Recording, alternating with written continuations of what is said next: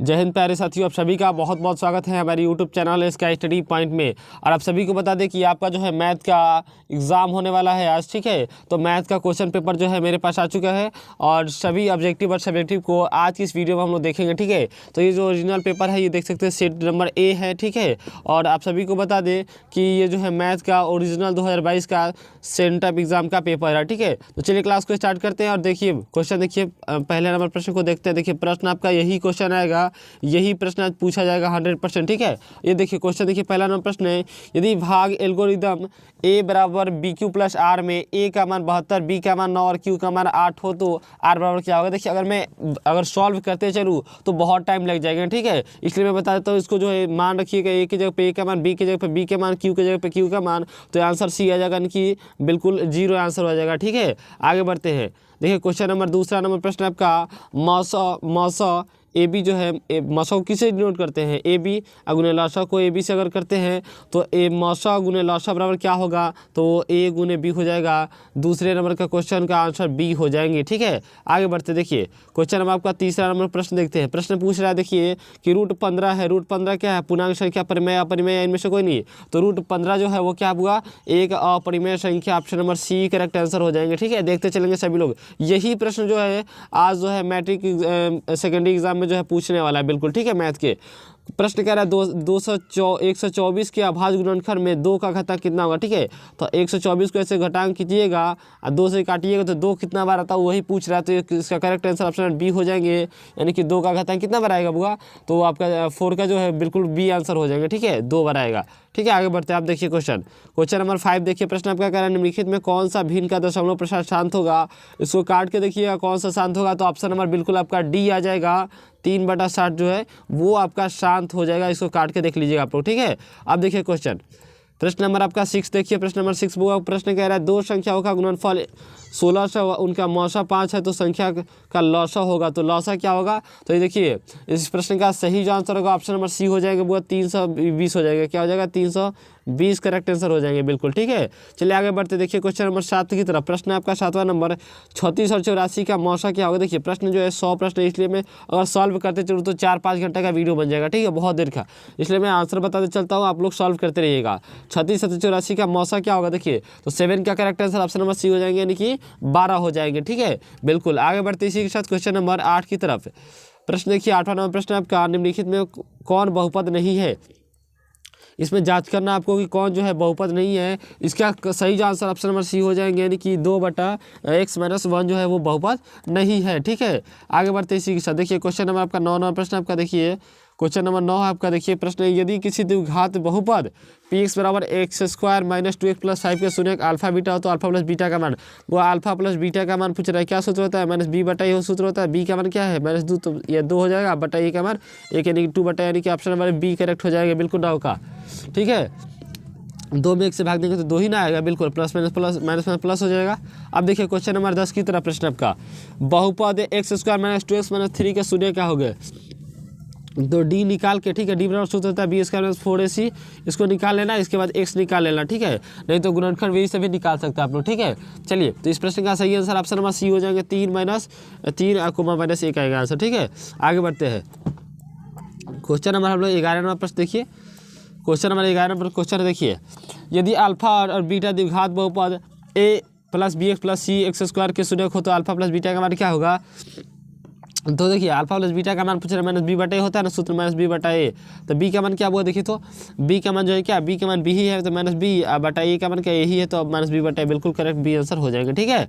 अब देखिए question number 12 की तरफ। प्रश्न आपका 12 नंबर, यदि त्रिघात बहुपद 2x³ + 3x² - 5x + 2 के शून्य अल्फा बीटा हो तो गामा हो तो अल्फा बीटा और गामा हो तो अल्फा बीटा गामा का मान क्या होगा।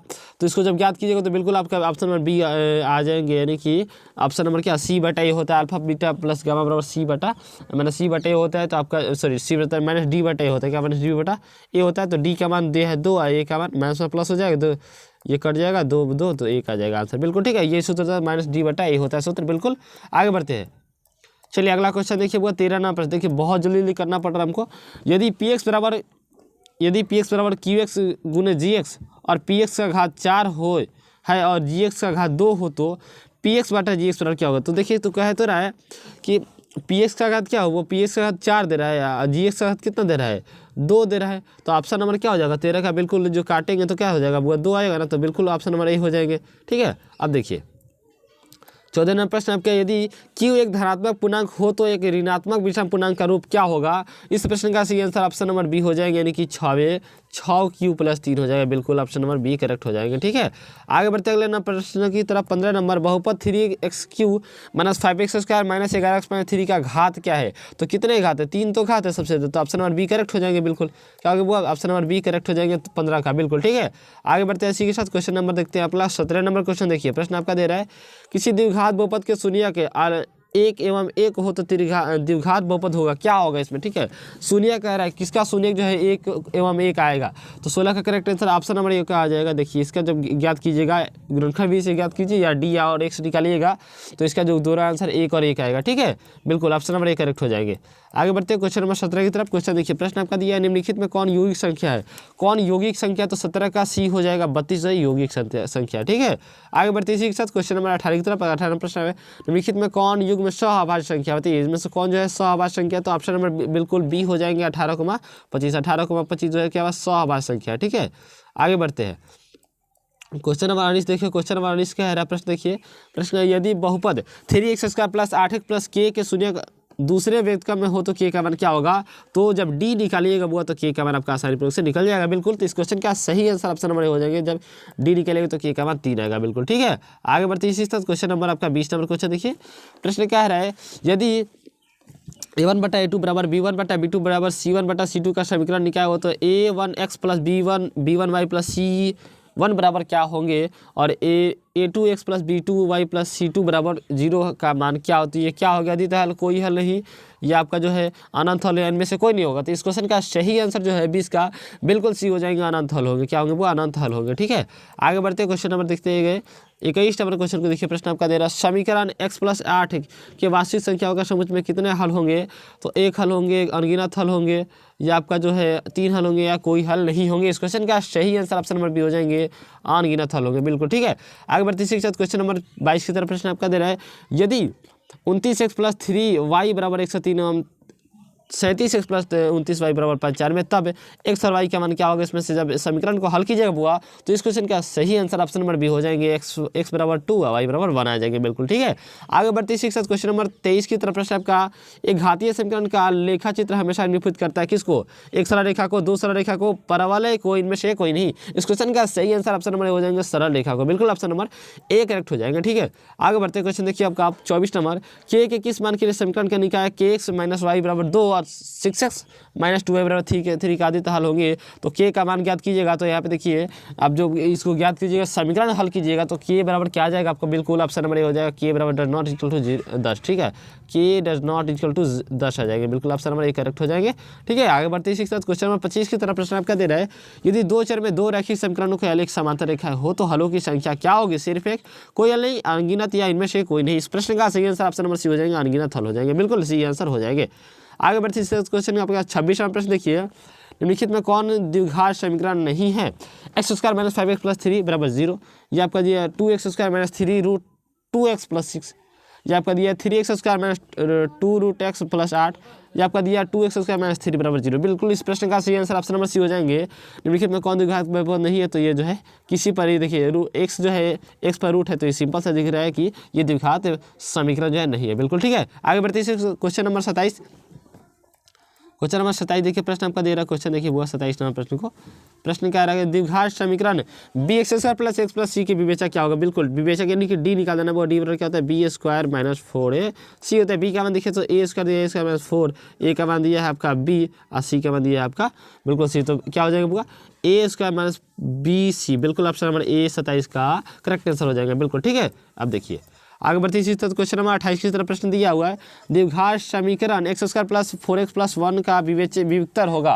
बिल्कुल विविक्तर ज्ञात करना, d बराबर क्या होता है, वो b² - 4ac होता है। इसको ज्ञात कीजिएगा, d बराबर b का 16 - 4 4AC4 यानी कि डी बराबर आपका आ जाएगा 12। बिल्कुल option number A correct answer हो जाएगा, 28 का बिल्कुल ए हो जाएंगे। ठीक है, आगे बढ़ते इसी तरह क्वेश्चन नंबर 29 की तरफ प्रश्न देखते हैं। क्वेश्चन है आपका, यदि द्विघात समीकरण 2x² प्लस x प्लस 6 का एक मूल्य 2 हो तो दूसरा मूल्य a का मान क्या होगा।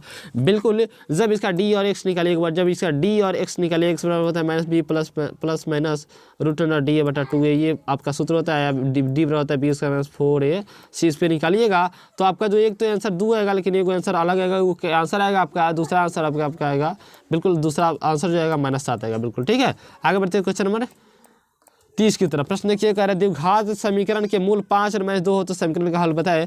बिल्कुल, तो इस क्वेश्चन का सही जो आंसर होगा वो ऑप्शन नंबर बी हो जाएंगे, यानी कि x² माइनस 3x माइनस 10 हो जाएंगे। बिल्कुल ठीक है, चलिए आगे देखते हैं।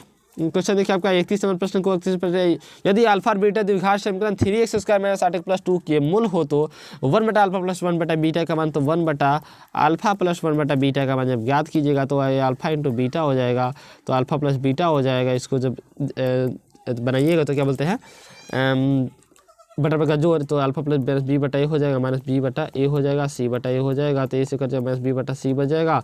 तो बी का मान आपका दिया है -8, सी का मान दिया है आपका 2, तो बिल्कुल आपका -4 आंसर हो जाएगा। ऑप्शन नंबर सी में दिख रहा है आपको बुआ, बिल्कुल 31 का correct answer option number C हो जाएगा -4। बिल्कुल ठीक है, आगे बढ़ते इसी के साथ क्वेश्चन नंबर आपका 32 प्रश्न है, यदि द्विघात समीकरण x² प्लस bx प्लस सी के विविक्तर का मान 0 हो तो बड़ा हो तो मूलों की प्रकृति क्या होगी। इस क्वेश्चन का सही आंसर ऑप्शन नंबर बी हो जाएगा, वास्तविक क्रम समान होगी। बिल्कुल ऑप्शन नंबर बी करेक्ट हो जाएंगे। आगे बढ़ते इसी क्वेश्चन नंबर 33 की तरफ। क्वेश्चन आपका दिए, देखिए प्रश्न तो सारे सॉल्व कर सकता है लेकिन बहुत टाइम लग जाएगा बाबू। ठीक है, इसलिए जो नंबर प्लस है उसको, नंबर जो प्रश्न है उसको मैं हल कर दे रहा हूँ। ठीक है, समांतर श्रेणी का 0.6, 1.7, 2.8, 3.8 का समांतर क्या होगा, तो 1.7 में से जब घटाइएगा 0.6 तो आपका जो आंसर आएगा वो बिल्कुल आपका 33 का जो करेक्ट आंसर होगा वो बी हो जाएगा, यानी कि 1.1 आ जाएगा। ठीक है, 1.1 आ जाएगा ऑप्शन, बिल्कुल ऑप्शन नंबर बी करेक्ट हो जाएगा। ठीक है, चलिए आगे बढ़ते इसी क्वेश्चन नंबर 34 का प्रश्न आपका 34 नंबर क्वेश्चन है, निम्नलिखित में कौन सा समांतर श्रेणी में बताइए, इसमें से कौन जो है समांतर श्रेणी में, तो जिसका सारमांतर समान हो, जिसका जो है डी समान हो वही सारमांतर कहलाता है। तो 4 में से 2 गया 2, 8 में से 4 गया 4, ये अब नहीं होगा। तो इस क्वेश्चन का सही आंसर का ऑप्शन नंबर बी हो जाएंगे। देखिए 10 में इसको घटाइएगा तो आप बिल्कुल सबका जो है अंतर जो समान आएगा। बिल्कुल ठीक है, आगे बढ़ते इसी के साथ क्वेश्चन नंबर 35 की तरफ। प्रश्न आपका, यदि 4/5 और a2 का समांतर श्रेणी के 3 क्रमांक पद a का मान क्या होगा। तो 3 क्रमांक पद जब निकालिएगा a plus D, a plus 2d, a plus 3d, तो आपका जो पहला होता है a प्लस डी होता है, दूसरा का होता है a plus 2d, a plus 2d, तीसरा का होता है a प्लस 3d, ऐसे पहले का a होता है। ठीक है, पहले का a होता है, ये दूसरा तीसरा, तो ऐसे 3 पद निकालिएगा तो ए का जो मान आएगा आपका 35 का, बिल्कुल ऑप्शन नंबर ए हो जाएंगे 7/5 हो जाएंगे। ठीक है, 7/5 आंसर हो जाएगा। ठीक है, आगे बढ़ते क्वेश्चन नंबर 36 की तरफ। प्रश्न देखिए, प्रश्न आपका, यदि समांतर श्रेणी का nवां पद 3n प्लस 5 हो तो इसका सारमांतर क्या होगा। बिल्कुल इस क्वेश्चन का सही आंसर जो होगा ऑप्शन नंबर सी हो जाएंगे, 3 होगा। बिल्कुल क्या होगा, 3 हो जाएगा, ऑप्शन नंबर सी करेक्ट हो जाएगा। बिल्कुल ठीक है, आगे बढ़ते इसी क्वेश्चन नंबर 37 की तरफ प्रश्न देखते हैं। वो 37 नंबर क्वेश्चन है, समांतर श्रेणी में 5, 7, 9, 11 का कौन सा पद 29 है। बिल्कुल 29 बराबर ऐसे कीजिएगा, 29 बराबर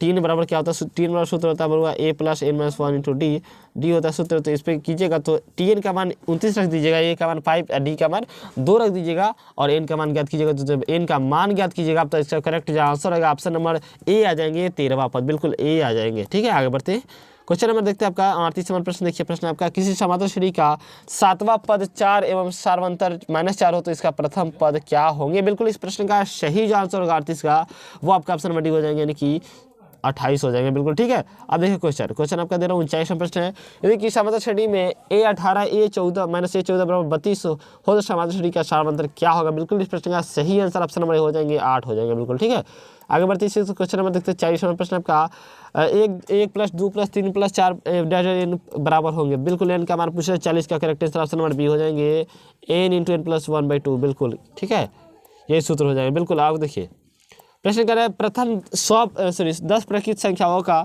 योग क्या होगा। इस प्रश्न का सही जो आंसर होगा वो ऑप्शन नंबर बी हो जाएंगे, 100 हो जाएगा। बिल्कुल ठीक है, अब देखिए अगला प्रश्न देखिए, क्वेश्चन देख रहे हैं। प्रश्न है वाई अक्ष से बिंदु इतने की दूरी क्या कहलाएगी, बताइए।